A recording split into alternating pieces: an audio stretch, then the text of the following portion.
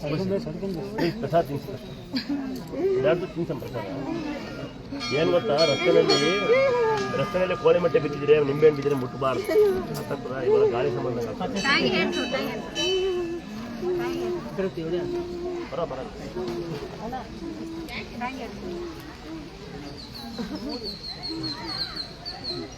ಇಲ್ಲ ರೀ. ಯಾರು ಪೇಷಂಟ್ ಇಲ್ಲ, ಯಾರು ಕೈ ಕಾಲು ಚೆನ್ನಾಗಿದೆ ಅವ್ರು ದಯವಿಟ್ಟು ತಗೊಂಡೋಗಿ ಎಲ್ಲ ಕೆಳಗೆ ಹಾಕಿ ಕೈ ತಗೊಂಡ್ಬನ್ನಿ. ನೀರ್ನ ಕಮ್ಮಿ ವ್ಯರ್ಥ ಮಾಡಿ. ನೀರ್ನ ಮಳೆ ಅಂತ ಜೋರಿಗೆ ಏನು ಬಂದಿಲ್ಲ ಗೊತ್ತಾಯ್ತಾ.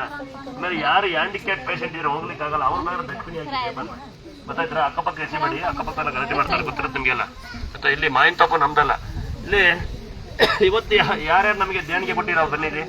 ಅಲ್ಲಿ ಒಳಗಡೆ ಕಾಣಿಕೆ ಡಬ್ಬ ದೇಣಿಗೆ ಹಾಕ್ತಾರೆ. ಯಾರಿದ್ದೀರಾ ದೇಣಿಗೆ ಕೊಟ್ಟಿದ್ದೀರಾ? ಅದ್ದಲ್ಲಿ ಒಳಗಡೆ ದೇಣಿಗೆ ಮೊದಲು ಸ್ಟಾರ್ಟಿಂಗ್ ಗಂಡ ಹೇಳ್ತಿ ಇಬ್ರು ಬಂದಿರಾ?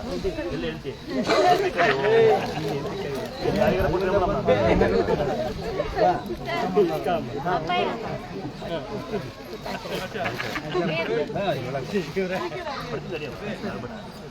ಮಕ್ಕಳೆಲ್ಲ ನಂಗೆ ಅದೇ ಬತ್ತ ಸಂಬಂಧ ಜನ್ಯ ಕೊಟ್ಟ ತಂಗಿ ಒಳ್ಳೆ ಜನ ಬರ್ತವೆ.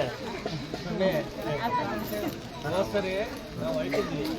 ಇವರೇನಾದ್ರು ಹೋಗ್ಬೇಡ ಮುಂದುವರ ಮಂಚದ ಮೇಲೆ ಕುತ್ಕೊಂಡಿದ್ರು. ಮಲ್ಕೊಂಡಿದ್ರು. ಎದ್ದು ಆಲಕ್ಷೆ ಬಂದ್ರು ಅಂಗಡಿಗೆ.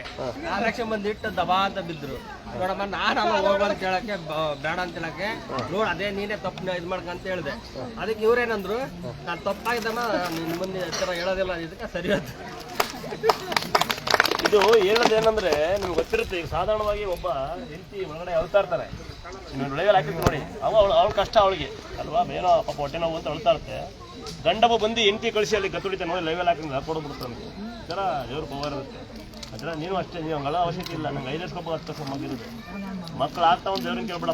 ಮಗು ಬೇಕು ನನಗೆ ಅಂತ ಕೇಳು. ಸಾಧಾರಣ ನಮ್ಮ ದೇವಸ್ಥಾನದಲ್ಲಿ ಕಸವಳೆದು ಯಾರು ಅಂತ ಕೇಳಿ ನಗ್ತೀನಿ. ಬೆಳಗ್ಗೆ ತನಕ ಕಸವಳೆದು ಯಾರು ಅಂದರೆ ಭಕ್ತರು. ಬೆಳಿಗ್ಗೆ ಬಂದು ಕಸವಳೆ ಕಾಯ್ತಾ ಇರ್ತಾರೆ ಅವರು. ಕ್ಯಾನ್ಸರ್ ಶುಗರ್ ಹುಷಾರಾದಂತ ಸಾಯಂಕಾಲ 6 ಗಂಟೆಗೆ ಗೊತ್ತಾರಲ್ಲ. ಯಾವ ಊರು ನಿಮ್ಮ ತಂಗಿ? ನನಗೆ 5 ವರ್ಷಕ್ಕೆ ಮಗ 10 ವರ್ಷಕ್ಕೆ ಮಗ. ಮಕ್ಕಳೇ ಆಗಲ್ಲ ಅಂತ ಡಾಕ್ಟರ್ ಹೇಳಿದ್ರು. ಹೆಂಗಿದ್ರೆ ಹಂಗೆ ಮಕ್ಕಳು ತೋರಿಸ್ತಾ ಹೇಳ್ಕೊಂಬಿಡ್ತೀಯ. ಕೈ ಮುಕ್ಕಲ್ಲಿ ಮಕ್ಕಳು ಆಗ್ತವೆ. ಇದ್ರ ಬೇಡ